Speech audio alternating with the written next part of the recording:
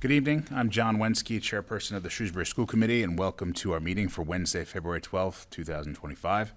Tonight's meeting is being broadcast live on Cellco channels 29 and 329 and streamed live on Shrewsbury Media Connection's website. Thank you to Shrewsbury Media Connection and Liz Poplowski for their assistance with this broadcast. Tonight's meeting will be rebroadcast on SMC's website and their YouTube channel between now and our next scheduled meeting on Wednesday, February 26th. First item on the agenda is public participation. Tonight, we have not received any requests to speak. However, in the future, any and all residents that wish to address the committee regarding concerns pertaining to policy, budget, and the performance of the superintendent may do so by reaching out to the chairperson prior to our next meeting. The next item on our agenda is chairperson and members' reports. Colleagues, Ms. Fritz. Just let the committee know that I had the opportunity to be one of the judges at the high school science fair this past Monday. There were 48 entries, extremely talented. I mean, I was blown away by some of the projects. Didn't understand a lot of the projects, but the students were so articulate and able to explain their research, and it was just really eye-opening to see how well our kids are doing. And now 12 of those 48 will move on to the regional fair, which is going to be at WPI on March 7th. So good luck to those students, and it was a great opportunity. So next year, if anybody wants to be a judge, sign up. You'll like it. Awesome. Thank you. Any further comments? No? Great. Thank you. The next item on our agenda is superintendent's report. Dr. Schroyer. Thank you, Mr. Wensky. I did want to mention that I had the privilege of attending the 24th annual Shrewsbury High School Black History Month assembly this morning. It's always an extraordinary event. Today was no exception. The theme was about helping understand some of the culture of Africa. We had a guest speaker, Mary Maker, who actually did a presentation for all of our faculty and staff at the start of the school year and did an evening for the public and our families. Was invited back, and she is a refugee from South Sudan who came to the United States for college and is a performer and advocate who performed a couple of poems that were extremely well received by our students. The students on the Black History Committee presented a variety of music, poetry. There was an art contest, as they have every year, some extraordinary pieces there. There was, for the first time, a fashion show that the Shrewsbury High School Fashion Club helped put on with traditional African garb. And it was quite a joyful event that I think the students received very well. And really want to give a shout out to Nareda Vargas and Matthew Braz, who are the staff advisors to the Black History Club, to all of the students involved, particularly the Black History Club leaders. And again, it was a really outstanding event, as it is every year. And we're really pleased to be able to attend. I want to congratulate those in the science fair as well. And we're looking forward to those kinds of continued events that will be coming up throughout the rest of the winter and spring. There is some snow on the way, I'm told, and potential freezing rain. I had lots of questions from high school students when I was there today. We will wait until tomorrow morning to find out what the verdict will be in terms of school tomorrow. So that is superintendent's report this evening. Great. Thank you so much. The next item on our agenda is a time schedule appointment, is the acceptance of gifts and a vote. Per school committee policy 911, gifts of $5,000 or more must be formally accepted by the school committee. At tonight's meeting, the committee will be asked to accept donations to support the Unified Sports Program at the middle schools and the Shrewsbury Crew Program. We'll start with the Mark Fidrich Foundation, which is a 501c3 public charity with the mission to enhance the lives of children and adults with disabilities and or special needs through and with a focus on sports and sports education. Each year, they raise funds and target local agencies that make a difference in the lives of the area children and their families. The Fidrich Foundation would like to provide a grant donation in the amount of $5,000 in appreciation of Sherwood and Oak athletics to support their unified sports program. Memo was enclosed in our packet from Mr. Girardi regarding that. We will also review the Friends of Shrewsbury Crew, FOSC, and Kathy M. McManus, which were seeking to donate crew boats to the Shrewsbury Crew team to enhance their fleet. The donations are a combination of fundraising efforts and private donations and reflect strong commitment of FOSC and local individuals to the Shrewsbury Crew program. The total cost of the crew boats is $70,900, and there's also a memo from Mr. Girardi in our packet regarding that. Maybe, Dr. Sir, if we start with the Fidrich Foundation? Be happy to do that. This is a repeat gift that we're very grateful for. The Unified Athletics Program has been something that has established deep roots very quickly in our school district. It's a wonderful program. As a reminder, all of our schools have become certified as unified champion schools by Massachusetts Special Olympics, and we as an entire district are a Massachusetts champion school district per Special Olympics, thanks to our unified programming. And it really is an outstanding opportunity for our students and really contributes positively to our community. Mr. Jason Ponticelli, who is a social sciences educator at Oak Middle School, is one of the advisors around Unified, and he could not be here this evening, but he did send some information to me, and I'll just read from his message that we are extremely grateful to have received another generous gift from the Mark Fidrich Foundation. Our middle school unified programs have been extremely successful and popular and align with many of our district's core values. Unified social clubs, unified booster clubs, unified basketball, unified bocce, and most recently this past fall, unified kickball, were all able to benefit thanks to the generosity of the Mark Fidrich Foundation. And so, again, we deeply appreciate that gift, and perhaps before we move on, the school committee could approve that donation. Sure. Any questions or comments, colleagues? Definitely thank you for the generous donation from the Fidrich Foundation. So why don't we take a vote? So I need a motion that the school committee vote to accept the Fidrich Foundation grant of $5,000 to support the Unified Sports Program in Oak and Sherwood Middle Schools. So moved. Second? Moved and seconded. All those in favor, please do so by saying aye. Aye. And the motion carries unanimously. Thank you very much. And I know we have some members of the Shrewsbury Crew team, if you'd like to come up. Let me do a quick check. Are you expecting some other folks to be joining us? Is that right? Or Thought we were, but okay, 10 past, so I think we'll just move on. okay, that's fine. So why don't we'll have our guests come up forward then, and we can Coach Mitch McManus from the rowing program and some captains here. They'll introduce themselves, and Mr. Girardi, who is going to stand in for Mr. Costa, who could not be with us this evening.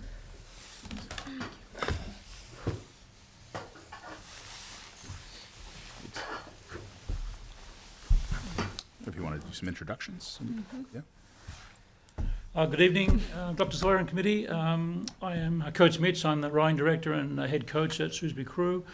To my right is Shivani Gupta. Shivani is a captain this year and a senior, member of the 1V, along with Lauren Dacey, who's also a captain and a member of the 1V. Both have been 1V members for the last 2 years. 2 years, yeah. So we'll be. This is their final season, so we'll be. I'm not sure what we're going to do without you. Very good. I'm going to start with Chris. Yeah. Thank you, and as was shared, Mr. Costa would have greatly appreciated being here this evening. He did write something that I will read on his behalf. Thank you to the school committee for allowing us to attend this meeting tonight. I, Mr. Jason Costa, unfortunately could not attend tonight's consideration of the very generous donations made by Kathy Ann and Mitchell McManus and the equipment and boat donation made by the Friends of Shrewsbury Crew, as I am attending the MIAA State Track and Field Championships in Boston, looking to crown a few state champions. I first would like to thank Mrs.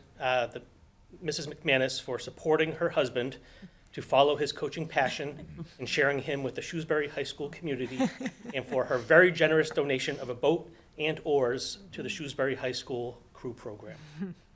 I would like to thank Coach McManus, as it has been truly remarkable to watch him in action as he directs our long-traditioned rowing program. In the few short years as our coach, he has transformed our program into one of the top public school crew programs in the state of Massachusetts and competitive amongst the top private and prep schools in the Northeast. We are truly grateful for Coach McManus' dedication and commitment to our program. Thank you to Coach and Mrs. McManus for all they do for the Shrewsbury High School Crew program. Other thanks go out to Friends of Shrewsbury Crew and President David Bruschi, not only for their tireless work in providing equipment and camaraderie for the crew program and their support for the SHS Booster Association, Mr. Bruschi has led this organization in a challenging time of donor fatigue, and I know personally that he and his family have donated a generous amount of money to FOSC, Friends of Shrewsbury Crew, in order to provide necessary materials needed to compete that the school operating budget is unable to cover. I appreciate all the work Mr. Bruschi and his board continue to do for our program. Congratulations to our spring 2025 captains for accepting the donations on behalf of the SHS Crew program. Much appreciated. Jay Costa, Director of Athletics, Shrewsbury High School. Great, thank you so much. Colleagues, any questions or comments? Congratulations. Ms. Heffernan? I just want to say, obviously, how incredibly appreciative we are, both to the Friends of Shrewsbury Crew, the McManus family. My son is a freshman in your program. Very, very appreciative. We talk about the equipment and the equipment to support this particular program being quite pricey, and so, but also sort of the incredible upkeep and efforts that go into trying to make sure not only that all the materials are well maintained, but that also that all the young people understand and sort of appreciate the collective need to sort of care for. So it is not just because my family benefits, but because of the culture that you have created, Coach McManus, around that program is really it does really reflect our core values of young people being really both committed to each other. Trying to turn a 14-year-old into caring about everybody else on the boat is not take some effort. So I have seen that. So just hugely appreciative. These donations go an awfully long way to both keeping that program competitive, but also really reflect the passion that really Crew has inspired in our community. So thank you very much. Thank you. Thank you. I'd like to thank certainly the Friends of Shrewsbury Crew, Kathy McManus, certainly Coach and the captains and the entire team for all the effort that you put in every day to this program. It's remarkable. So thank you so much. Dr. Sawyer, any further comments? Thank you. Many know, but for those who don't, the Shrewsbury Crew has a long and storied history. In Shrewsbury, it was founded in 1937 by Ken Burns, after whom the Burns Bridge is named, that traverses Lake Quinsigamond, who was the coach I see here from 1937 to 1982. So you got a ways to go to match that. But it's really been not a ton of public schools have a rowing program. And this is one that we're particularly proud of. I was pleased that my oldest daughter was able to be a rowing athlete in Shrewsbury for all 4 of her years in high school. And I know firsthand the benefit of the program, and I know firsthand how valuable the Friends of Shrewsbury Crew are to be able to support this sport in our public high school. So again, very grateful to Ms. McManus and to the Friends of Shrewsbury Crew, with President Bruschi and everyone else involved, to all of our student athletes and for their participation and support, and to you, Coach, as well. So thank you, we're greatly appreciative, and I certainly recommend the school committee vote to accept this very generous donation. Great, thank you so much. Okay, colleagues, we need to vote. So I need a motion that the school committee vote to accept the donations of crew boats estimated at $70,900 from the Friends of Shrewsbury Crew and Kathy Ann McManus to support the Shrewsbury Crew program. So moved. Second? Moved and seconded. All those in favor, please do so by saying aye. Aye. And the motion carries unanimously.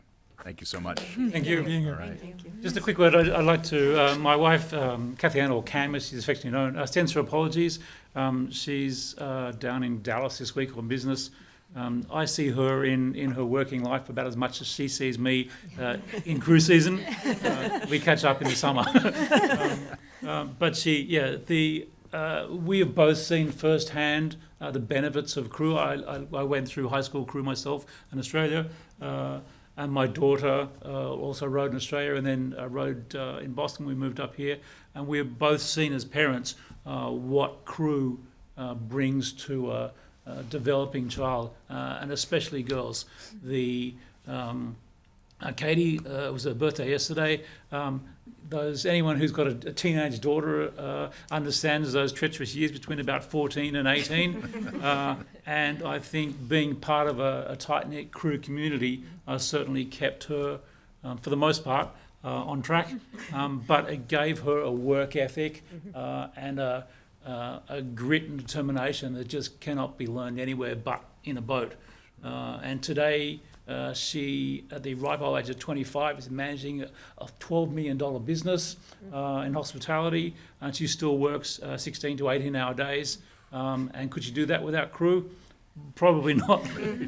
So it's our great pleasure, and Kathy Ann is certainly she's a C-level executive in a global company, and her passion is supporting young women. She mentors many young female executives, but to see what the program did for our daughter Katie, and she strives to reflect that and to pay that forward to the next generation of athletes, and not just the girls, but the boys as well. They all benefit from the donations. And I'd like to echo Jay Costa's thanks to the FOSC. The FOSC is made up entirely of volunteer parents from the crew program. Without them, without their support and their incredible fundraising, I couldn't do my job. And the athletes would just not have boats to row in. It's just that simple. So without FOSC, we couldn't survive. Awesome. Well, thank you so much. Yeah. Girls, any words? Just thank you so much for accepting the donation, and really what Coach Mitch just said is really all true, that I couldn't have found a better community than Crew, and it's really true that like the grit and determination that we learned there can't really be learned anywhere else, and it's just such a great community to be a part of, and we are so grateful to FOSC, to Coach Mitch, to Cam, to everyone who has supported us and helped us continue our passion. Yeah, I would definitely not be the same without Crew. It's like shaped me as a person, and I'm just so grateful for all of the programs that we have in place, especially with FOSC and the Food Tent Committee and everything. We would not be able to run without them. Well, thank you so much for those comments. We appreciate you being here tonight. Yeah. Thank you. Thanks for your time. Thank you. Garrett, thank you. Right. The next item on our agenda is a time schedule appointment as well. It is the preschool tuition recommendation presentation from Miss Bridget Nichols, who's the Director of Preschool Programs. Miss Nichols will make a recommendation on preschool tuition for the 2025-2026 school year, including a proposed rate for a new full-day option. And a memo was enclosed from Miss Nichols in our packet as well. And I'd like to welcome Ms. Nichols to the meeting tonight. Thank you. Okay. Oh, let's see.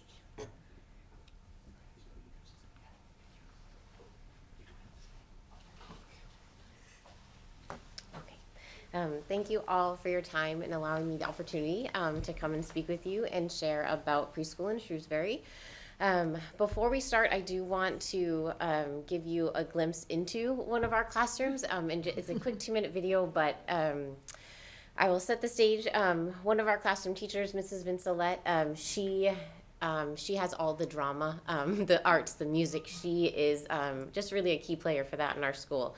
So as she was teaching the writing diamond, so the writing diamond is in the shape of the diamond, it helps students understand how to organize their storytelling. So literacy starting real early. But the students worked together to act out one of their stories. And they all did just such an enthusiastic job getting to share what they wanted to do. But it also highlights the inclusion of our program. And you'll see students of all abilities, all communication styles getting a chance to participate in this story. And so I just want to share that real quick. Time, the snow was falling, and we all decided to play out in the snow. The first thing we did was have a snowball. Then we decided to make a snow fort.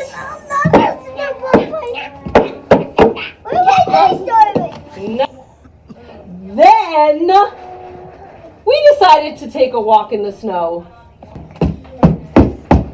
Wow. For our walk, we made a snowman. Oh, the snowball left us. You can put the head on. Nice. Then we decided to go back to the snow fort, didn't we? Let's walk back to the snow fort. 1, do a big jump in the snow for it. It was fun to jump in that fort. You ready? Let's jump in the fort together and go! And then we decided to shovel a path around the snow fort. Are you ready to shovel? Shovel, shovel, and jump in the fort. Yay! Then we're starting to get very cold. So we decided to walk home in the snow. So happy to be back in the house. We drank some hot cocoa. Oh, it was so warm. Is that 3.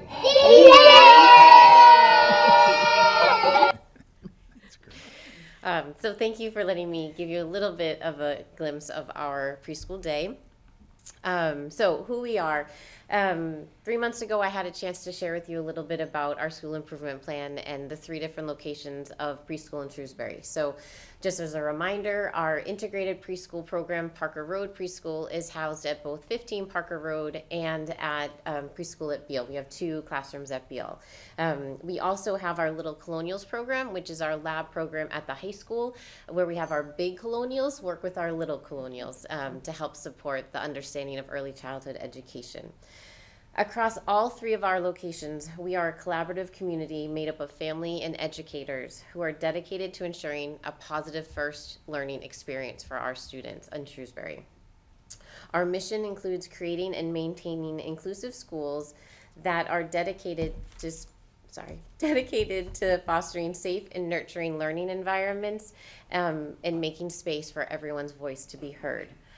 The pilot full-day program that we have proposed was born out of these 2 values. We are looking to respond to the needs of our family and community while enriching the learning experiences of our students through offering a longer school day. In order to continue our work at preschool, we do have to talk about money. And so that's what I'm here tonight to share with you some of our recommendations. So this chart here shows the current tuition rate comparison of both local public school districts and private preschool programs. The average tuition for 5 half days of the above programs is $5,434.17. With Shrewsbury coming in at our current 5 half day program at $4,292, that we are running about $1,100 below the average for local 5-day preschool programs. And this for a half day. When we look at full day, the rate here for Shrewsbury is what we would double based on our current half-day rate because, as you may know, our full-day program that we're looking to recommend is 5 hours, and so it's just doubling the current 2.5 hours. Public district full-day preschool programs vary from 5 to 6 hours per day with varying lengths of the school year. So what I mean by that is that some preschool programs will start either a week or 2 after the district's school calendar, and sometimes they might end a week or 2 earlier. So every preschool program in the districts that we surveyed will vary when their start and end dates are. Our private programs that we surveyed run from 7 to 9 hours per day, and most of these programs do run for a full year at the private programs. The nearby public school districts have an average yearly tuition of $8,600. For private center-based preschool programs, the average there is $15,260. Again, theirs are looking to run longer than our 10-month school year. Even if we were to double the current rate, we are still falling short of the average for the public school districts. So just to highlight that. The current tuition rates that we have not been adjusted since the year 2019-2020. We've been fortunate where we've been able to maintain those rates. However, with rising costs for materials and for staffing, we were proposing a 3% increase for next school year. In dollar amounts, this would yield an increase of $14.33 per month for our 5-day morning program. For all of our 4-day session programs, it would it would yield an increase of $11.67 $11.67 per month, $9.67 per month for 3-day sessions, and $7.44 per month for our 2-day sessions. So it is a small increment, but we do feel that that would be supporting our needs at this time. Looking at our full day programming, I wanted to make note that the financial assistance that have moving 2 of our half day classrooms to 2 full day classrooms would allow us to increase our revenue. If you look here at this chart, our current, with the proposed 3% increase, our full day students would be charged $8,842, and we would have a max capacity of 20 students at that rate. For our IEP students who elect to attend a full day, they would be required to pay half of that tuition. That is because their IEPs are written for a half day, and so the other half of the school day would be paid for by the family in order to attend a full day, if that makes sense. And so looking at that total, considering financial aid that we anticipate on providing, that would yield us $207,776. If we were to maintain the 2 half-day classrooms at Beale, you can see what that would yield us as $120,818 with a difference of sorry, I lost my plate. A difference of $86,958. So with that added revenue, there's a note there that we would be able to fund 1 paraeducator who would support both of those classrooms at Beale in a shared capacity.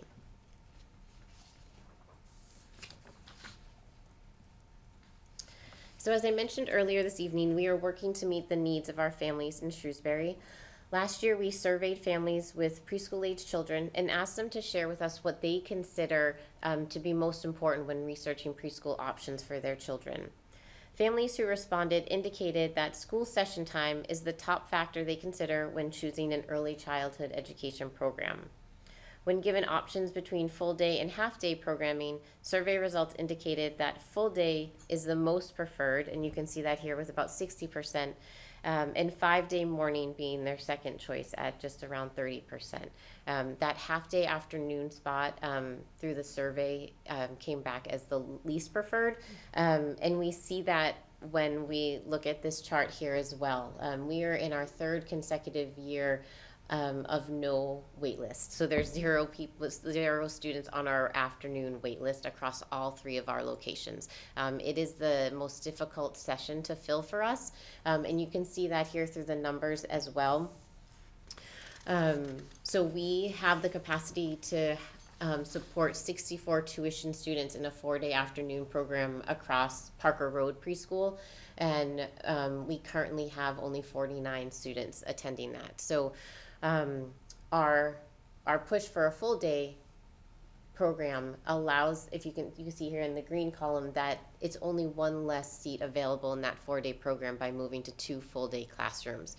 And with that second option being most preferred for families, the 5-day morning, there is a difference in availability for those seats, but we make that up, we compensate for that in the full day options, which are more preferred for families. So our capacity that we're currently at is only 84%, and it's we know we can do better. We know we can be reaching more families by moving to a full day program. So our next steps, the lottery was run on Monday, so families were notified of their child's placement Monday afternoon, so our phone has been very busy. The families will have until the end of the month to respond to their offered placement, because we wanted to make sure that you had time to have the information, have our recommendation, and then vote on that hopefully at your next meeting on February 26th. And then families would then have 48 hours to choose whether or not that the current or the recommended tuition rates would be acceptable for their family. Like I mentioned, we do have some families that will apply for financial aid assistance, and that we can provide that. Okay, questions and comments? Great, thank you so much for the presentation. Colleagues, questions or comments? Ms. Boucher. Thank you very much for the presentation. I think that, based on what the information that you showed us, that seems very reasonable to be increasing 3%, given that the rates have not been increased since 2019. Is that correct? That's correct. So, and then also, I'm just very pleased that we're going to be able to offer this full-day program and address, I think, a really big need in the community, and that we will be able to offer to more, like that 84%, if we could get that to 100, right, with full day. I think that would be wonderful. So thank you very much. I did have a question about what you were thinking in terms of offering the schedule. Are you thinking, you had mentioned some districts don't offer it kind of the same weeks, maybe starting a little bit later, ending a little bit earlier. Have you given any thought to what your kind of vision is for Parker Road? I would maintain what we've always done, which is starting on time. So we start, Parker Road starts the same day as kindergartners in town. So we start that, there's a visiting day when grades 1 through 12 go back, and preschool and kindergarten have a visiting day, and then we start the next day. So I would keep that the same. Little Colonials does start a week after, so that the big Colonials can come in, excuse me, come in and get settled and start their classes before the Little Colonials come in. Thank you. Yep. Great. Further comments? Ms. Heffernan? Yeah, I certainly thank you very much for the time and effort that you've put into this, and I certainly agree with my colleague that 6 years of no increase, that's certainly not how inflation has kept pace. I've been tracking we're nearly at 20% for most goods and services in those 6 years, so I really appreciate your desire to keep costs down for families, and keeping us really competitive is certainly important. And so I look forward to hearing from others in the community if they have thoughts for us about this, but I think you've been very reasonable. I guess one of the things that I'm just thinking about, and as folks who are watching this, given what we know is a family desire for full-day programs, and this is new for us and sort of a pilot for us, how you're thinking about assessing that at the end. So we know we're gonna check a box that people like it because they want the hours, but like what else are you and your staff thinking about? Because if it is really popular, how do we decide if more of it makes sense, or what are another way to think about that, what are the limiting factors that would keep us from even continuing on and doing 4 classes or more classes? So can you speak a little bit to that? Yep, so it's a great question. From the school side, we are really interested in looking at the data of how these students do when they transition to kindergarten.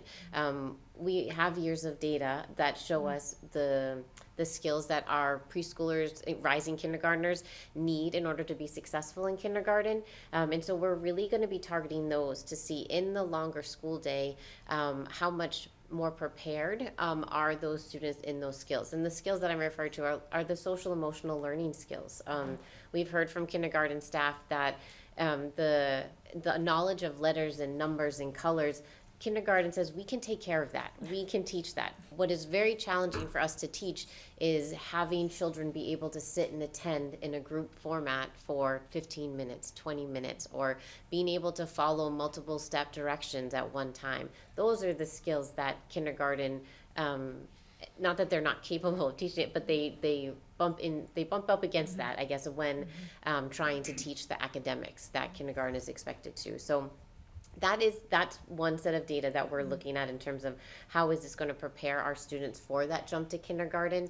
In terms of the families, I do think that the hours may be something that families will want to increase. It's some feedback we're already getting in terms of, all right, well, 5 hours is better than 2.5 hours, but 6, 7. So, but what we want to look at is the stamina of the children. So that in terms of determining how many hours we look to support our students, and I want to be mindful of that.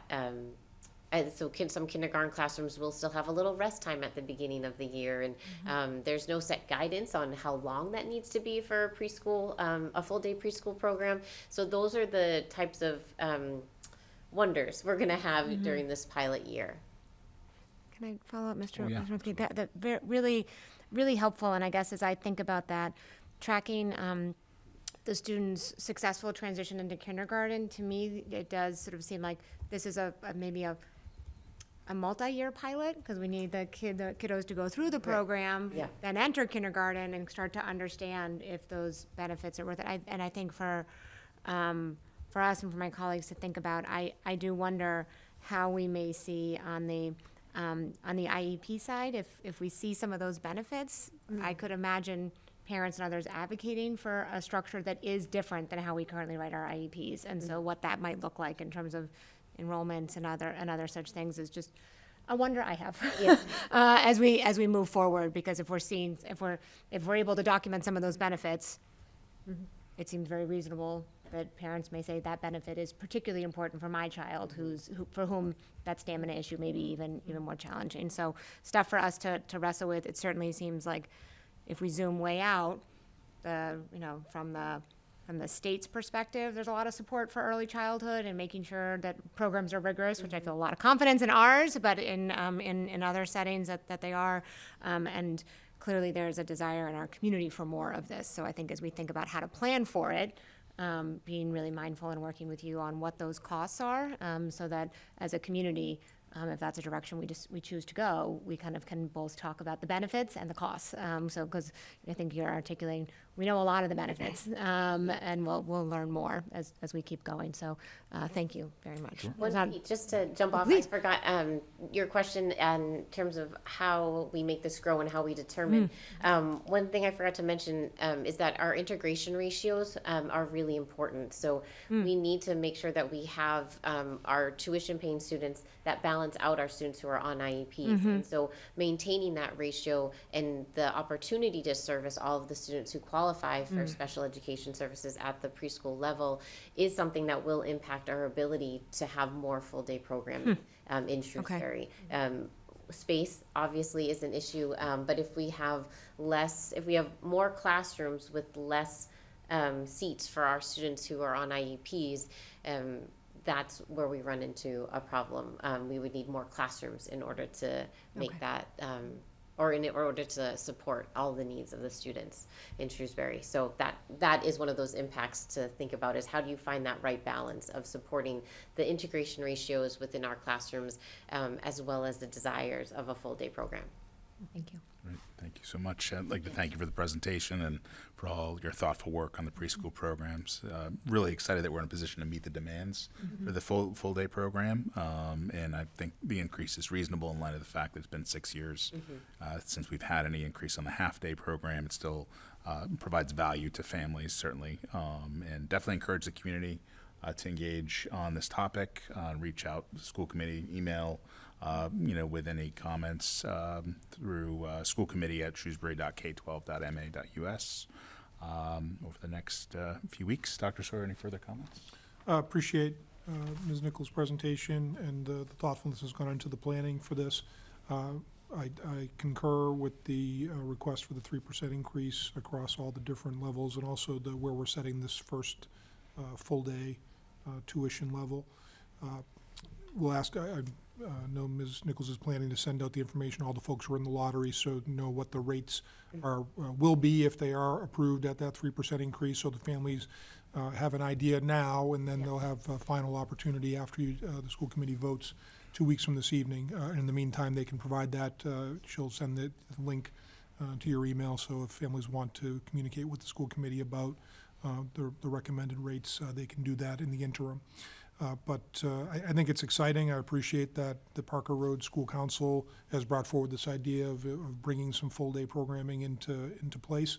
And I'm excited for that opportunity to see how our students respond. So thank you, and I will be recommending, I assume, that be approved 2 weeks from this evening when you meet again. Great. Thank you so much. Thank you. Appreciate it. All right, the next item on our agenda is under Finance and Operations. It is the fiscal year 2026 Superintendent's Budget Recommendation. Dr. Sawyer and Mr. Girardi will present the Superintendent's initial recommendation for FY26 School Department budget. The fiscal year 2026 Superintendent's Budget Recommendation document has been provided under separate cover, all 71 pages of it. So with that, hand it off to Dr. Sawyer and Mr. Girardi to walk us through. Thank you. Good evening. Yes. Lined up here.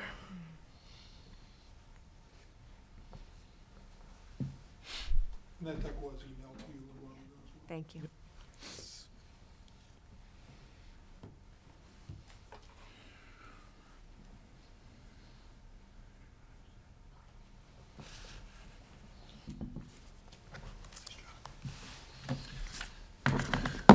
All right. Good evening. So it's that time of year. It's budget season has arrived, and I'm pleased to make this recommendation for fiscal year 2026 for the school department appropriated budget, which is the budget that ultimately the school committee will vote to recommend to town meeting for their approval. Town meeting under state law and Shrewsbury local law has the authority to approve the bottom line budget for the school department. The school committee has the authority to determine what those line items are and how the budget is arranged. This is a process that began back in October. We received guidance. We've met with the Finance Subcommittee, Ms. Heffernan and Ms. Fritz. Ultimately, the school committee approved guidance for the budget development. A variety of folks have been working hard over that time period to create what is this 70-some-odd page document that's been provided to you. And I want to thank Mr. Girardi in particular for his hard work to put this together, as well as Kim Fitzpatrick, who is Mr. Girardi's right hand when it comes to developing the budget documents and spreadsheets that all live behind it. And she's done some excellent work to get us to this point, so we really appreciate Kim's efforts. As well as the efforts of everyone connected with our leadership team who have put together very thoughtful recommendations. And I'll be providing some information about how that's playing out in terms of what the context is. But let me begin by sharing a slide that is from the presentation that the district management group did at your last meeting, which shows the very impressive, from my perspective, level of stewardship that our districts had in terms of investing our fiscal resources both efficiently and effectively. And the slide there that's shown is where it talks about how, over time, Shrewsbury Public Schools has delivered very strong academic results, typically in the top 15% of our peers in the Commonwealth of Massachusetts, which in and of itself has been the strongest performing public education state in the nation, while spending in the bottom 15%. That number is interesting because prior to the 2021 override, we had fallen to the bottom 5% of spending across the state. And we were much in need at that time, and thanks to the operational override in 2021, we have moved in a direction that's allowed us to provide what we need to continue that level of performance that our community expects of us. But that blue dot where we're located in that scattergram is where is a good place to be in terms of performance and also very efficient use of the taxpayers' dollars. But this is a very challenging time across the nation, but particularly in Massachusetts. This next slide shows just a few headlines I grabbed off of the web a little while ago earlier today. Massachusetts has a structural deficit issue where many school districts across the Commonwealth, a combination of inflation factors relative to transportation, special education, the cost of personnel, which is always the largest cost driver for any school district because of the nature of the organization, and the state funding mechanism, which under the Student Opportunity Act that was passed a few years back, provided significantly more resources very appropriately for communities that were under-resourced, where socioeconomics were lower and they had a very difficult time raising funds. However, the significant majority of school districts in the state are, like Shrewsbury, what are called minimum aid districts that only receive a certain minimum amount every year in terms of additional state funding, which has created, it's essentially what the pathway Shrewsbury was on and the reckoning we had 4 years ago, is what a lot of other communities very similar to us are experiencing now, which is the pressure to fund and to continue to fund the program that they already have in place for their public school district is put in jeopardy because the pressure is put more and more on local resources, and those local resources, of course, are capped under Proposition 2.5. And depending on that community and whether they're experiencing new growth or what kind of excise taxes they're collecting, whatever it might be, it's created a very difficult situation across a lot of school districts. I would encourage people to read.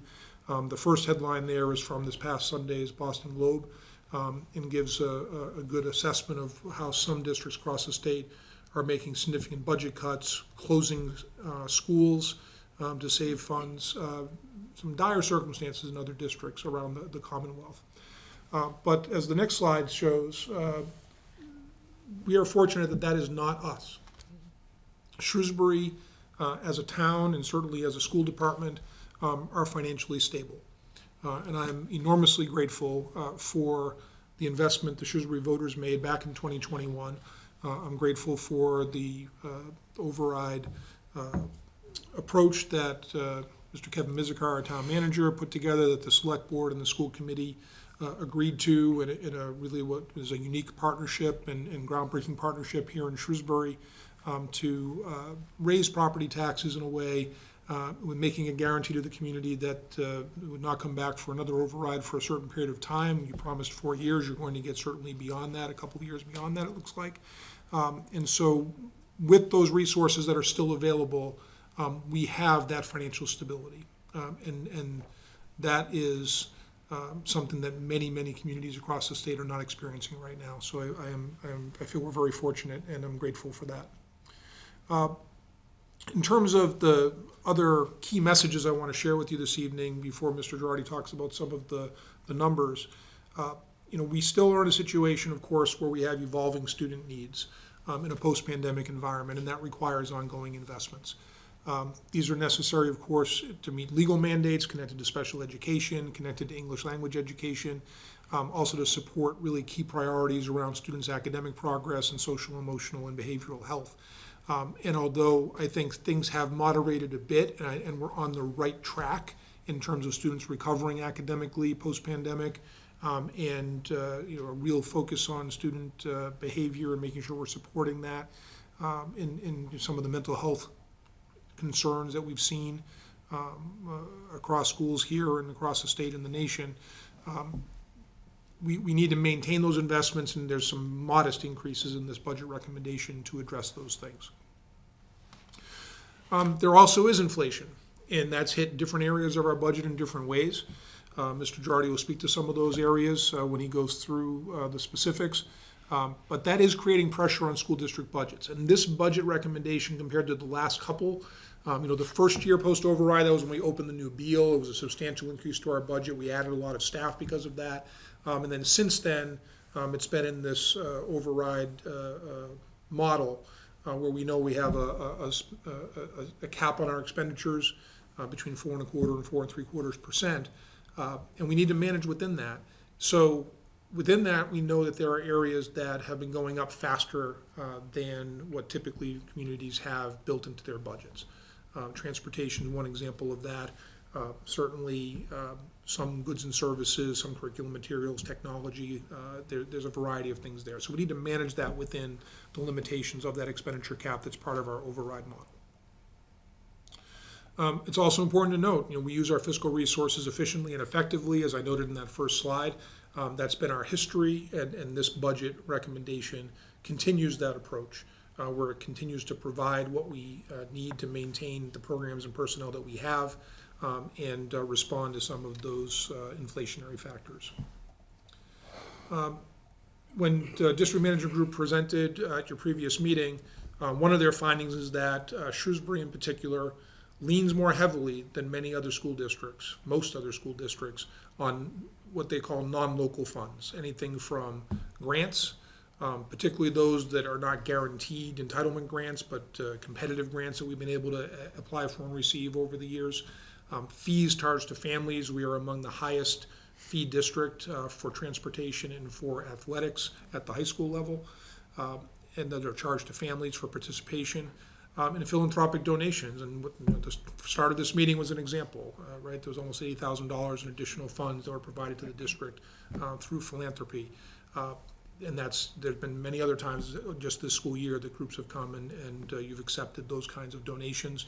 It's something that we've been very aggressive in going after over the years in order to supplement and make sure we have things to meet our strategic priorities. But those can come into jeopardy very quickly depending on the environment, and they're not guaranteed. So it's something we need to pay attention to and monitor closely. Certainly I want to make the community aware that if additional funding becomes available beyond the minimum 4.25% budget number, we have lots of opportunities to put that to good use. And so we will be looking carefully at how, should there be some additional state funding or grant funding that becomes available or whatever it is ultimately that the town can provide. We know that we have really smart investments we can make with those dollars. And finally, we're going to be monitoring develops in our nation's capital carefully. Right now, we don't know, and we haven't had received any word that any of our entitlement grants have been jeopardized by what's been happening recently in Washington, D.C. But right now that there's less certainty than there is in a typical year. And should any of our entitlement grants, particularly for special education funding from the federal government, Title I funding, our federal money that we receive totals up to about $2.1 million a year. So if that were cut substantially for some reason, that's something that we would have a significant impact. Even in the context, it's still a lot of money, even in the context of a $90 million budget, and that's just our appropriated budget. Beyond that, several $1 million more, it would have an impact, which is why it's important that the approach that the school committee's been taking since the override to try to keep adequate funding in our circuit breaker reserve account, which acts as a reserve for our entire budget, will be very important, I think, going forward into the coming fiscal year. So with that, the initial budget recommendation I am making is at that minimum amount in the override agreement of 4.25%. That means there will be an increase of about $3.68 million, which would result in just over a $90 million town appropriated school department budget, should that ultimately be the number that we receive. So with that, I will turn it over to Mr. Girardi, and he'll take you through some of the specifics of the budget recommendation. Okay, thank you. The override agreement between the school committee and the select board limits the school department budget increase to a minimum of 4.25% and maximum of 4.75%, as Dr. Sawyer shared earlier. The amount depends on the available revenue projected by the town manager. This next slide is just a calculator that we use where we are budgeting for the 4.25%, as Dr. Sawyer shared. But we do plan that if we were to receive additional funds at increments of 0.05%, how much money that would bring to us. So, this calculator shows that for every 0.05% of an increase, whether it be from, money received from the town through different funding sources, is about a little over $43,000. So as we prepare, we have our budget presentation tonight, but we're also thinking if we were to receive more money, what monies would they look like and how would we best use them? The overall difference between 4.25% and 4.75% on a $90 million budget is a little over $433,000. And this budget overview here, I'm not going to spend too much time getting into the numbers, but this is how we build our budget, and it's by different categories. We have our A categories, which are our staff, administration, our teachers and nurses, aides, and so forth. Our B categories are our transportation accounts. Our C categories are our tuitions, and our D categories are our contracted services, supplies, and materials. So we'll walk through each of these different categories just to give an overview of how we've built a $90,296,679 budget, and how we made sure that each of these categories are getting what they need to support the budget. This is another way of showing that allocation in a pie chart, and what this, I think it does a nice job of showing, is how heavy the budget is on salaries. Right, we're looking at 86% of a $90 million budget on salaries.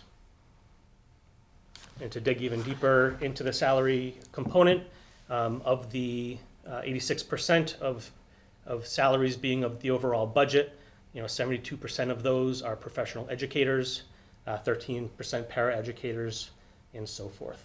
So just a breakdown to show how each of the different categories are represented in our overall budget.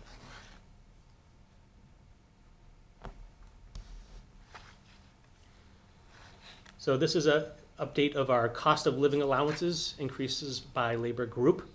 Our Unit A is our teachers, our nurses, and our counselors. We are working on a new contract for FY26 through FY28. These negotiations began in December 2024, and we are currently in those negotiations. That is something that we will continue to monitor the budget as it goes through the process and as we learn more about what that new contract will look like. Unit B, our assistant principals and athletic director. Again, there will be a new contract for that group as well, FY26 through FY28. And those contract negotiations will begin following the Unit A negotiations. Unit D is our paraeducators, media aides, ABA technicians, tutors, speech and language pathologists, and our CODAs. They are currently working off of a 3% COLA increase, plus some additional increases to their contract. And that contract was ratified for beginning of FY25 through FY27. And there are non-represented personnel. These are our administrative assistants, our IT staff, some other folks, and this will be determined during the budget process.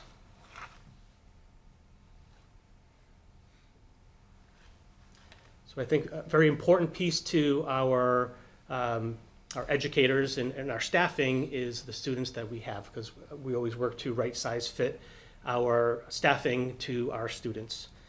What this shows here is that our student population is remaining stable from FY25 into FY26. We're actually planning on increasing by 39 students overall. It's a minimal growth, but that's just showing how stable the population in Shrewsbury has been and continues to be. This is not true in all districts in Massachusetts. There are a number of districts who are losing enrollment, which then leads to them losing their state funding, which the state funding is tied to our enrollment projections for our enrollments. So having stable enrollments at the elementary level, what we are seeing currently is that we are not in need of any additional teachers to have class sizes within our school committee guidelines, nor are we looking at this point to have any fewer teachers per school committee guidelines. So the number of teachers that we have now, we are budgeting to remain stable to what we had in FY25.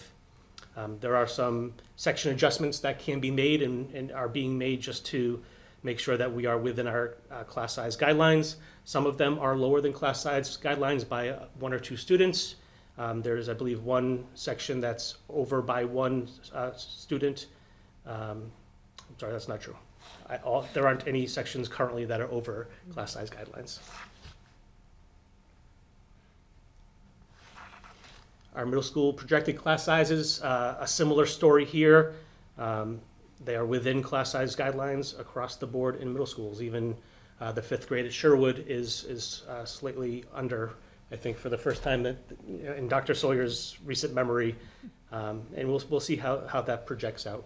5th grade is a year where we will see move-ins. I will say that our projections have accounted for trends year over year, and they are based on the town manager's recommendation and NESDEC, who they do a enrollment projection for us each year, and these projections are based on the combination of both of those and the McKibben report, which was a one-time report that was done back in 2022. The only one thing I will say here is we're continuing to look at kindergarten. A lot of the projections we were getting from those groups were telling us that kindergarten would come in a little lower. This is the group that would have been the birth year of 2020 during the COVID year, and we're not currently seeing that much of a drop. We are opening our kindergarten enrollment significantly earlier this year to see if we can get families to register so that we can have a stronger number earlier in the process to make those decisions prior to the final budget recommendation in April. Our Shrewsbury High School enrollment, we don't look at our high school enrollment by class size. The high school is its own animal where, given the number of students that they receive each year, they go through a pretty thorough process of determining course offerings and what they can offer. What I think is important to show here is that our projected high school enrollment for FY26 is 1,899 students. That's one fewer than what the McKibben report had offered us.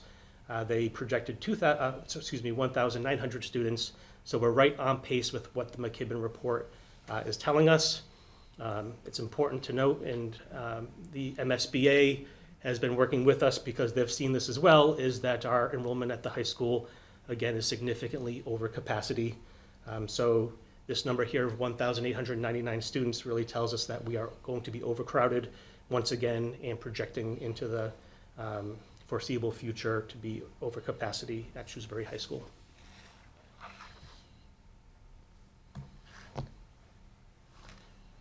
So we'll go into our category B next, which is our transportation category, and I'll begin with our regular education and vocational transportation. FY26 will be the third year of a 5-year contract with AA Transportation, and that has an annual 6% increase in rates for a total of 30% increase over 5 years.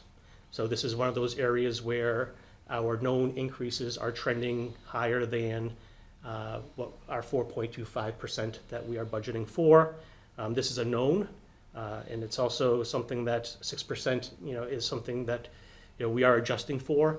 There are other districts in the state who are seeing even much higher percentage increases from their regular education transportation.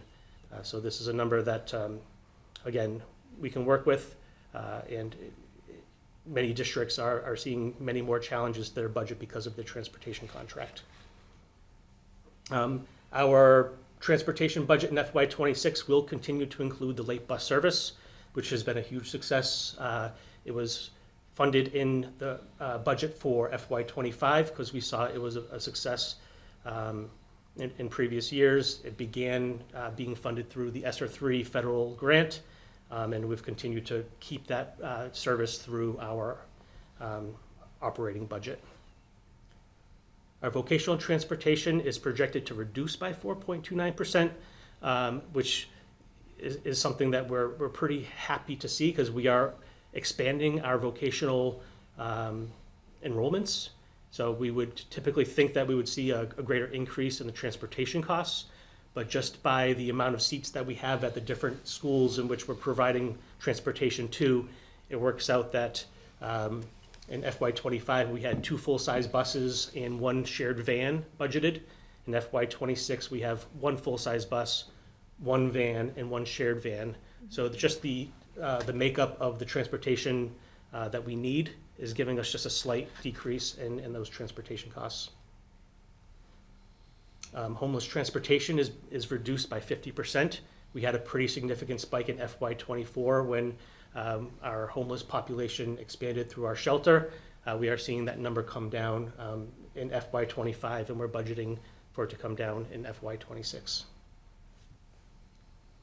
Transportation fee funds will, again, we moderate those in our operating budget through the use of our fee offset. So we're calculating about $700,000 in the use of fees to offset our overall operating budget for transportation. And per school committee guidance, $43,000 has been shifted back into the town appropriated budget to offset a potential bus fee reduction from $320 to $300 per student paying the full fee, or $960 for a family to $900 if they were paying that full family fee. So when we see our budget, it'll show a 3.55% increase in regular education transportation. Just want to tell the story here because I just shared that it's a 6% increase. So where does that, what's the story here?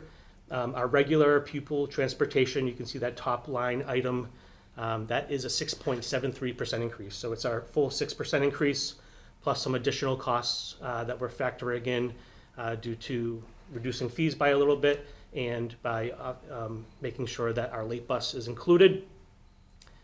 Our athletic and student activity, again, those are also through our AA transportation contract, and those are slightly up because we're trying to right size that budget for the amount of trips that we're taking with athletics and student activity, music, and other types of events. Where we're seeing the decreases, again, is in our homeless transportation and our vocational transportation, and we're seeing our foster care transportation remaining at a pretty steady rate. So that one really does trend around the $60,000 budget that we have for each year. So overall, it's a 3.55% increase, but again, the typical, the 6% increase in our regular transportation is there for people to see.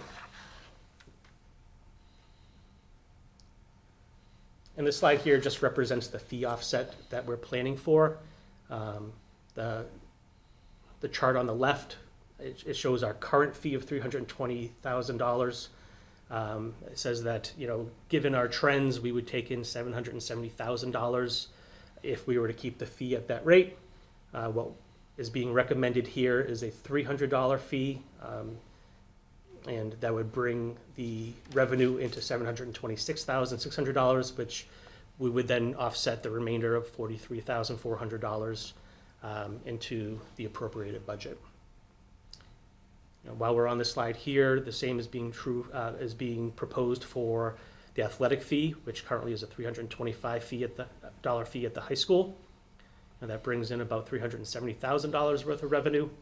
The $300 shifting to a $300 fee, athletic high school fee, would bring in the revenue of $312,950, which is a $57,050 difference that we would move into the appropriated budget. So those fees of $300, if you look at those charts, it still shows that we're still higher than the mean and the median of our comparable districts by $50 in each of the categories. So we're still not comparable with our districts, but this is a really important attempt to move us in the right direction as far as the amount of fees that we're relying on from our families to provide. So that's the fee piece there. So our special education transportation is the other component of transportation. We have in-district transportation and we have out-of-district transportation. Programs that require out-of-district van use continue to project higher than the historical market. So this year, the district experienced a 17% increase in out-of-district special education transportation. We had budgeted for 10.56%, thinking we were being cautious there, and it went beyond that. And that's a combination both of the increase in the vans per day, the cost of a van per day, plus the routing of students and the grouping of students between communities that share the resources. The initial projection for FY26 absorbs the extra 6+%, the 10.56 to 17%. It absorbs that and adds an additional inflation factor of 5%. So we're working to right size our budget to meet the needs of our special education transportation costs. And this slide here shows how we fund the special education transportation, both in district and out of district costs. The blue is what we spend out of our town appropriated budget, and the red is what we expense through our grant funds. As you can see, since FY '24, we're making it a move to put more of our special education transportation into grant funds, primarily the federal IDA 240 grant, and less impact on the operating budget. And what we're attempting to do is shifting more staff that have been funded through the 240 grant, moving them back into the appropriated budget. And what that allows us to do is we incur savings through their retirement costs. So it's about $11,000 per staff member if we move out of the IDA grant that we save. So we're looking at an additional $33,000, or not additional, but looking at $33,000 worth of savings by making that shift. It gives us a little bit more space in the 240 grant to expense to. But again, there's a pretty large jump from FY '24, the 2.3, up to 2.6 in FY '25, hoping to right-size that to a more modest increase to 2.7 for FY '26.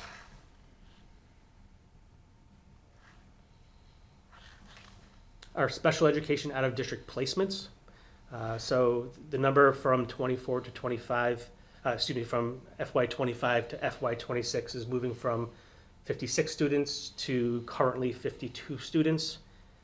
It's important to say as we move into this category, which is our out-of-district tuitions, that this is it's a volatile category. It's always moving, and we're keeping very close eyes on it, especially as we move through the budget process. Currently, we're projecting 52 students. That doesn't say that it's going to be a less of a cost in FY '26 because we have fewer students. The way that the programming is set, that we're planning on incurring more costs because the programming for these 52 students is different.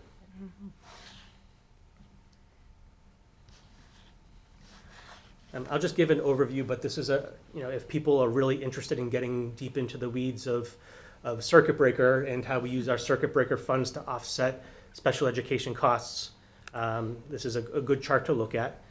We're looking at a total out-of-district tuition costs projection in FY '26 of $7.6 million. We're looking to use about $5 million of circuit breaker and $2.5 million of our town appropriated funds to account for that $7.6 million. Circuit breaker, again, is the place where we can carry funds forward year to year. By using this formula, we're projecting to carry just over $2 million of circuit breaker at the end of FY '26 into the reserve. So we're looking to carry about a 50% reserve at the end of FY '26. Well, it's a little lower than what we would like, given I think what Dr. Sawyer said around the state of what funding is in Massachusetts and how important it is to be ready to adjust if something were to happen. But 50%, as I show on the next slide here, is what we consider an adequate reserve. So the $2,010,115 is right at 50%, and that would be considered an adequate reserve. And it's about 2.2% of the operating budget at the end of FY '26.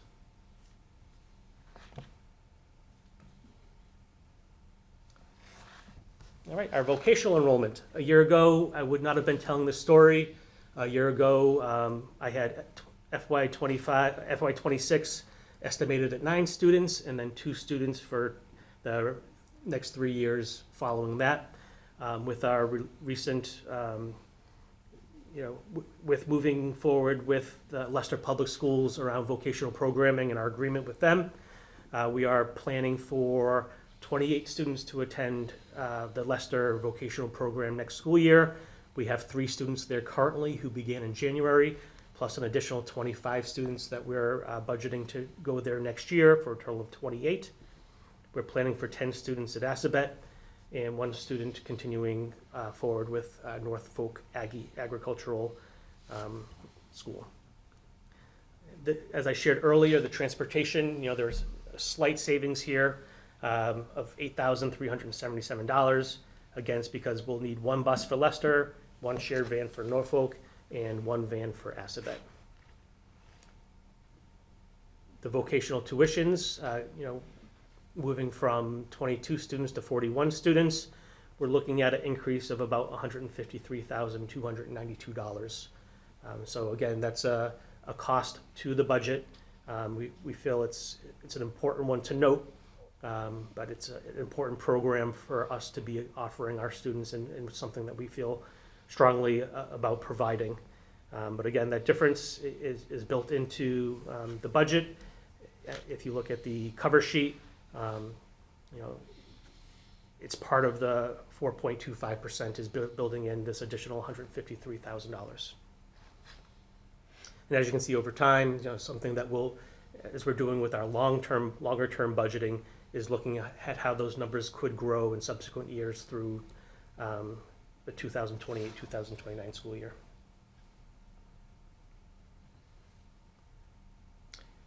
So our final category is our D category. This is where we have strategic increases in this category. We'll continue to, they'll be attributed to investments in textbooks and curriculum materials, critical IT hardware and software upgrades, and all the purchases here are in alignment with strategic priorities and goals. Most of these accounts project at a 3.75% increase on average. When we look at contracted services and technology, we're looking at closer to a 4.25% increase. These are projections that are current with market inflation trends and things that we've seen over time. Some of them are projected at a 3.25%, but I think overall, as an average, 3.75 in these areas is where we feel comfortable with landing. And just to highlight one thing in that original overview slide, when you look at the curriculum instruction materials line, it's up by 80%. But that is not because we're budgeting for a cost increase of 80%. Last year, that is the place that was offset, where the agreement between the school committee and the select board was to have the select board use some of its federal ARPA funding to fund a significant $250,000 or so purchase of literacy materials that was done in lieu of money going into the school department budget. So we need to build that back up again to the level it would have been at if those dollars had come out of our budget last year. So that's definitely a shift in funding within that 4.25% pie is more dollars towards the curriculum to get it back to where it would typically be, plus a little bit of inflation there as well. This next slide talks about the requests that were made by our district leadership team, and which includes our central office administrators, our principals and assistant principals, our department directors and curriculum leaders. And when we asked them for what it is that they felt could help advance their work in their school or their department, consistent with our strategic priorities, they put in lots of good things that we would love to do as a school district. Certainly none of it was anything I would consider to be superfluous or fluff. Unfortunately, we really don't have the room in the budget to add much of these pieces, particularly on the personnel side of things. And personnel costs add up quickly, as you know. If you're asking, a few different directors are asking for a teacher in their department, those teachers' costs would add up over substantially, and you can see there were over $2.1 million worth of staff adds that were requested. About $985,000 of curriculum materials requests. A substantial portion of those will be able to fit within the budget that Ms. Clowder has, and she'll speak more to that when she does her specific presentation to you. Where we can, sometimes there'll be potentially some funds in this current fiscal year that will be able to purchase some of those materials, or she'll build them into the budget in that amount that's within the budget that she has next year. I appreciate the very thoughtful recommendations that our leaders made. But reviewing all of these in light of what's mandated, what our priorities are, you'll see next a very limited number that are in this recommendation in order to stay within the spending cap that we have as part of our agreement. So what I am recommending for new positions or carrying into the school department budget, first is an ELC coordinator. Those learning centers are special education programming for students on the autism spectrum or with similar disabilities. The number of students will be moving to Sherwood Middle School from our grade 4 into grade 5 next year will require us to have another coordinator position. The program will be increasing substantially in size in order to maintain the ratios that are appropriate under students' IEPs and run those programs effectively. We'll need to add that professional level position. It's essentially a teaching position. A lot of that coordinator role oversees the work of the applied behavioral analysis technicians who work directly with those students, as well as the coordinator working directly with them as well. The next piece is an adjustment counselor for Coolidge. Based on the data that we have in terms of the need for the kinds of supports, you've heard talk about tier 1 and 2 and 3 supports. We definitely have a higher level of demand for tier 2 and tier 3 supports in the area of social, emotional, and behavioral health at Coolidge. This is a position actually we're using some existing budget funds to add right now. We actually just completed the process to bring someone on board in early March, and that position then will be built into the FY26 budget based on this recommendation.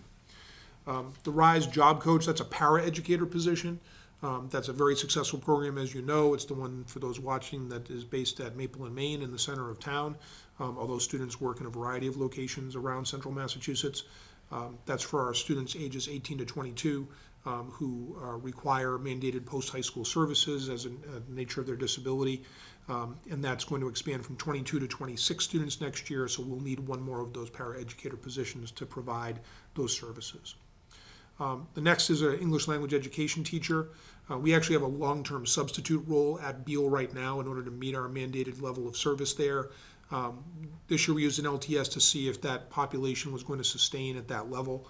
And while certainly, as we've talked about in the past, we did have some additional pressure that was brought through the homeless shelter that was located in our community a couple of years ago.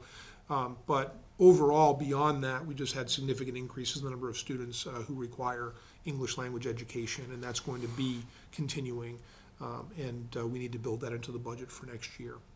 And then finally, the last thing, we had a last portion of that ESSER 3 federal funding we were able to spend during this fiscal year, and we had allocated about $55,000 for some additional hours for our literacy tutors to provide additional support to students who are catching up with their reading, not reading at benchmark.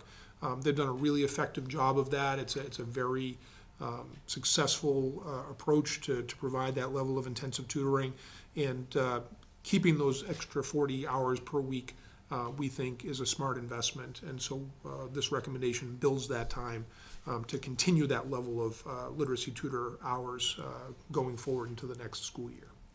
So altogether, that's a 4 additional FTE on top of what we have this year, plus those additional hours being maintained for a total of about $365,000 of new costs. In the context of a $90 million budget, that's not a particularly large number, but again, because of the other needs that we have to carry things forward and the other inflationary pressures, that's what I feel is something I can propose at this particular point in time. Another key element is our emergency homeless shelter funding that we have been receiving from the state, which has been very helpful, and I'll let Mr. Girardi speak a bit to that. Sure. So the grant that we received from the state is a $104 per student per day grant. In FY24, we had a larger population. We had 52 students who we were receiving those funds for. We received a little over $931,000 through that grant. This grant, what we weren't sure of is if it was going to move forward into FY25, and then what we're not sure of is if it's going to move forward into FY26. So we've tried to be thoughtful with how we've been expensing these funds. They do not need to be expensed in the year in which they are given. So we were looking at this as, when we're receiving the funds, how can we best use them overtime to sustain some programming and to kind of pare down those resources over time.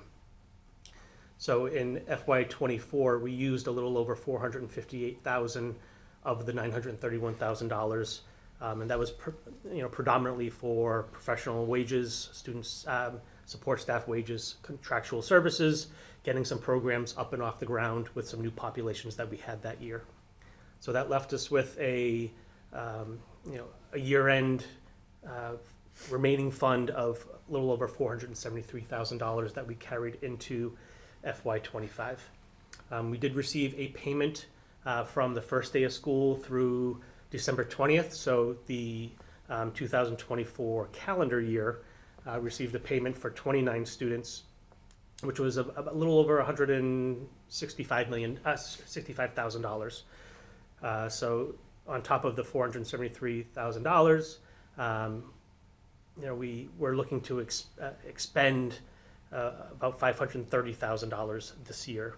Again, professional wages at about $300,000, support staff, contractual services, supplies, materials. We've done some transportation through this grant. So that's what we're looking to expense in FY25, which will leave us with about $356,000 if we continue to receive grant funding through the end of the school year. If we do not, it'll probably be about half of that. But that's what we're projecting, and that's what we're hearing from the state, that we will receive these funds. So we're budgeting for $356,000 for FY26. As you can see in the bottom right-hand gray box there, the way that we're budgeting for those, again, trying to pare down resources over time. So if these funds don't exist, they'd be easier to be transitioned into the appropriated budget if we felt those should be part of our program. About $216,000 in professional wages, and a little over $140,000 in support staff. Contractual services, we feel like we can phase out of this program here, or out of this funding area here, along with supplies, materials, and transportation. At the end of FY26, if we don't receive any additional funds, or we're not planning on receiving any additional funds, so we're preparing for a $0 balance in this grant. So I think at this point, and I think I'll talk just a little bit about per pupil expenditures, and then we'll wrap up, and you'll be able to answer any questions that the committee has. And we'll do another report when new data from fiscal year 24 is available sometime in usually hopefully early to mid-spring.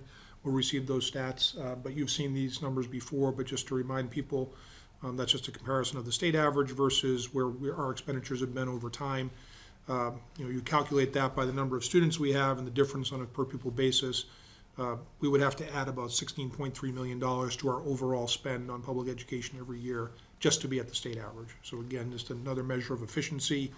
The next slide, the gold bar there is where Shrewsbury is compared to a variety of districts that the Department of Education over the last couple of years has said are comparable to us around socioeconomics and size of district roughly. Again, very much on the lower side of that. And the next slide shows the communities that are chosen by the ClearGov organization that are most comparable to us relative to socioeconomics and, again, spending less. In terms of how this, we want to make sure that the community understands we continue to try to be excellent stewards of the resources we're entrusted with. So with that, the process for the budget will continue to evolve. It is fluid. From past years that numbers will change between now and the time that we come for a final recommendation in April.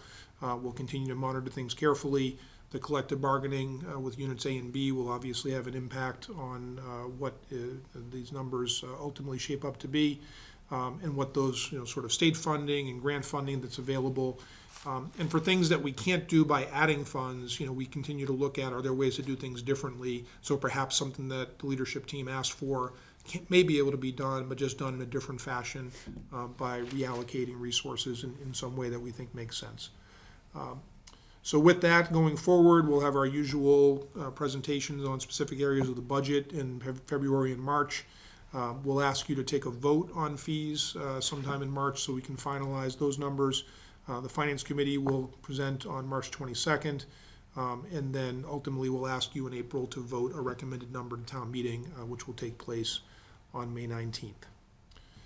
So with that, just again, this last slide, back to the beginning, showing again that we have been a district that invests our resources efficiently and effectively. That's something that has been a strong tradition here. We mean to continue going forward to the next fiscal year. We know it's a lot of information all at once, and we know obviously the school committee's been apprised of this development over some workshops and other materials over time. But at this point, again, I want to thank Mr. Girardi and Ms. Fitzpatrick and everyone who contributed to this. Pleased to make this recommendation. We'll be happy to answer any questions or hear any comments that you have at this point. Great, thank you so much for the presentation. A lot to unpack, as always. Colleagues, any questions or comments, Ms. Fritz? I thank you for, going through this, and we have seen it in our workshop, and I think it bears repeating when we talk about we're in a good place, we're stable because of that override and the town's commitment to $9.5 million, but it also is, as the time goes by, the cost of living has gone up, the cost of doing business has gone up, so those dollars go to, it's less for us, so we need to make sure we're always looking at that. And I like seeing what our staff is putting for their needs, because we're providing educational services, and those needs help us provide better educational services. So when we can't fill those needs, that also hurts maybe what we're providing to students, because we just don't have the funding to do what needs to be done. So I think that also has to be part of that conversation as we move forward. I'm happy to see that, we're talking about keeping that circuit breaker at a 50% level, an adequate level, because we know from prior years, not having that funding is a problem. If there's unexpected needs, that can be very costly.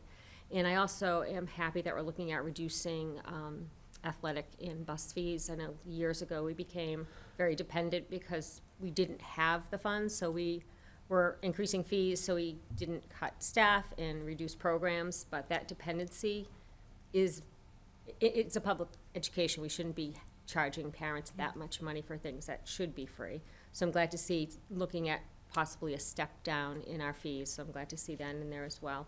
But thank you. I think, it's fluid, like you said, and things will change as we move forward, but I think we have a good plan to start with for our initial budget. Further comments? Ms. Shrewsbury.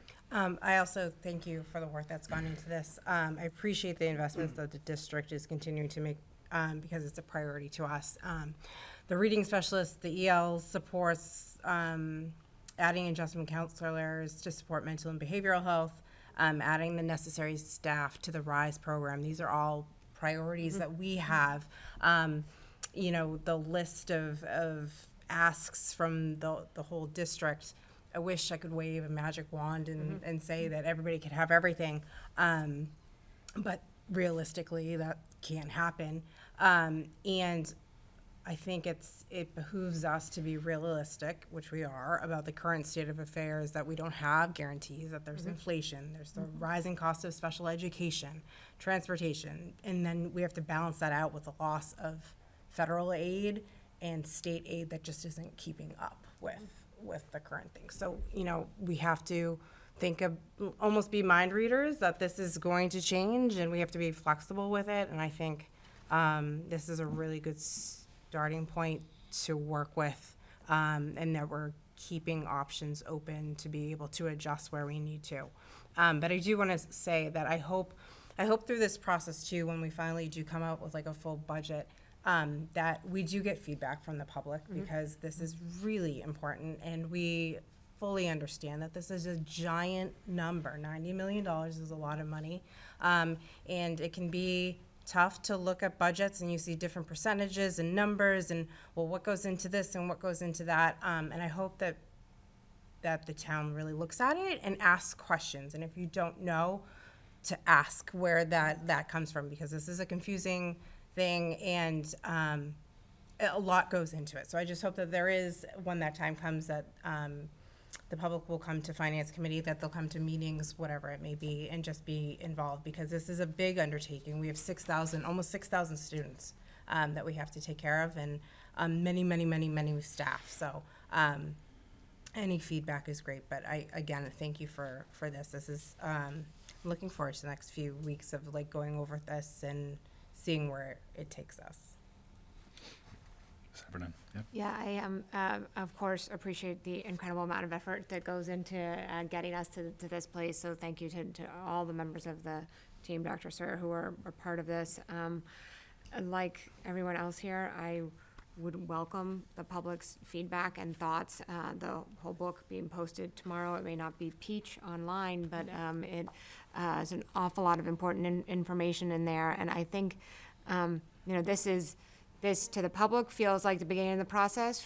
Some of us, we've been working on this for a few months to get here, but it also is in some ways the beginning of an almost 3-month process until we get to town meeting, right? And so lots of opportunities at every meeting we'll have every 2 weeks, some other portion of breaking some of these pieces down and diving in deeper, and eventually even a public hearing where at any of those points, certainly the public can engage with us about this.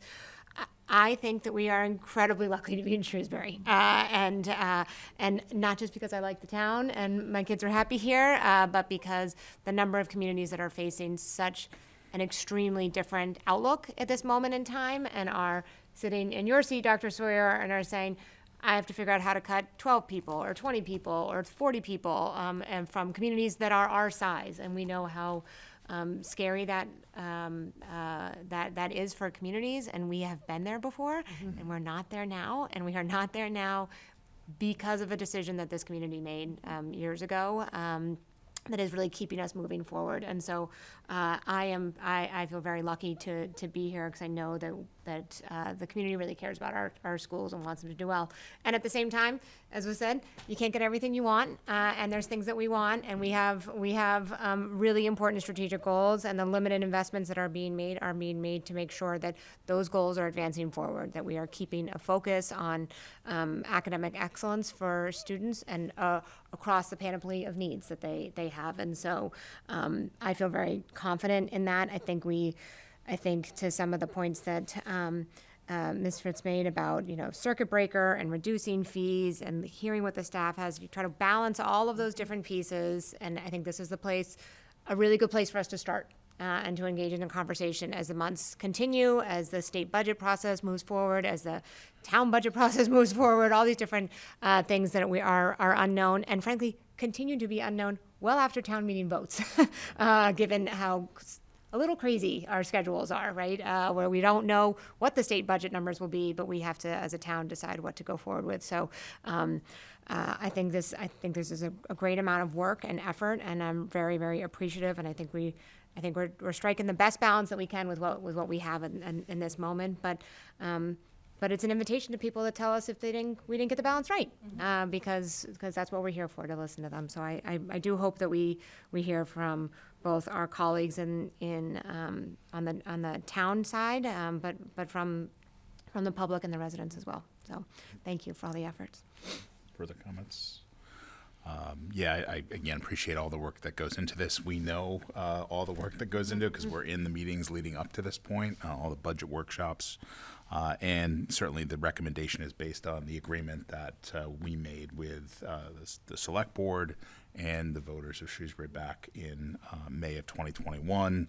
This is budget cycle number 5 since that agreement was reached with the town, and that agreement was no overrides for at least 4 years. So we're in a very lucky, fortunate position to have this level of stability and predictability, knowing that we come into another fiscal year with at least 4.25% to work with. Definitely appreciate the partnership with town leadership, with Select Board, Town Manager Mizikar and his leadership team. We would not be experiencing this level of financial stability without the support of the residents of the town. There's absolutely no doubt about that. And the headlines that were shared in this meeting from other towns kind of say it all. There's similar headlines to what we presented back in May of last year to town meeting about other towns and cities struggling with their school budgets. Certainly I can't remember a budget that didn't have its challenges, and they've been stated in this meeting, in this presentation. And this is really the beginning of the process that's very public.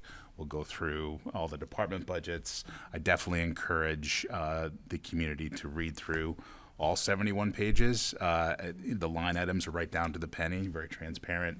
And we want to hear feedback from the community through this process over the next 3 months. I think it's very important to how this process matures for the school budget. So, John? yeah. I think it's also, we should mention simultaneously, we're working through the project with DMG. Yep. Which Dr. Sawyer mentioned, which is something we've never done before since I've been on the committee, in looking at operating efficiency and forecasting for a 5 to 10 year. And it's, so we're doing a lot of current budgeting, but we're also doing a really deep dive of past and future, where the school department will be. And that, I think, is going to be very beneficial for this community going forward. So we'll know what we're doing well, where there might be areas of efficiency that we could be looking at, and what the future projections will be. So all of this is going on at the same time. Right. It's a lot of work. Definitely. Appreciate the work that Ms. Fritz and Ms. Heffernan have done on the Finance Subcommittee as well. It's very helpful to guiding this board on the budget. So, further comments? No, I mean, again, it's, appreciate the comments, and we'll look forward to the process playing out in the coming weeks and months. And we're happy to answer any technical questions for anyone in the community about what's in the budget, and certainly hope the school committee hears from the community as well. So thank you very much. We Great. appreciate it. Thank you so much for the Thank you. presentation. Appreciate it. Okay, the next item on our agenda is the approval of minutes. The minutes from the school committee meeting held on January 22nd, 2025, and the school committee workshop held on February 5th, 2025 are enclosed. Any revisions or edits? There being none, they will be accepted as written. And we do need to go into executive session this evening. Therefore, I need to request a motion to adjourn into executive session. A, for the purpose of addressing Massachusetts General Law, Chapter 30A, Section 21A7, to comply with or act under the authority of any general or special law or federal grant and aid requirements. Purpose 7, Open Meeting Law, Massachusetts General Law, Chapter 30A, Sections 22F and G, for the purpose of reviewing, approving, and/or releasing executive session minutes. And B, for the purpose of addressing Massachusetts General Law, Chapter 30A, Section 21A3, to discuss strategy with respect to collective bargaining or litigation if an open meeting may have a detrimental effect of the bargaining or litigating position of the public body, and the chair so declares. Purpose 3, the Shrewsbury Education Association, Units A and/or B, the Shrewsbury Paraprofessional Association and/or the Cafeteria Workers Association, and C, for the purpose of addressing Massachusetts General Law, Chapter 30A, Section 21A2, to conduct strategy sessions in preparation for negotiation with non-union personnel, or to conduct collective bargaining sessions or contract negotiations with non-union personnel, non-union clerical and support staff and/or administrators. Purpose 2. And D, for the purpose of addressing Massachusetts General Law, Chapter 21A7, to comply with or act under the authority of any general or special law or federal grant and aid requirements, federal and Massachusetts student record laws.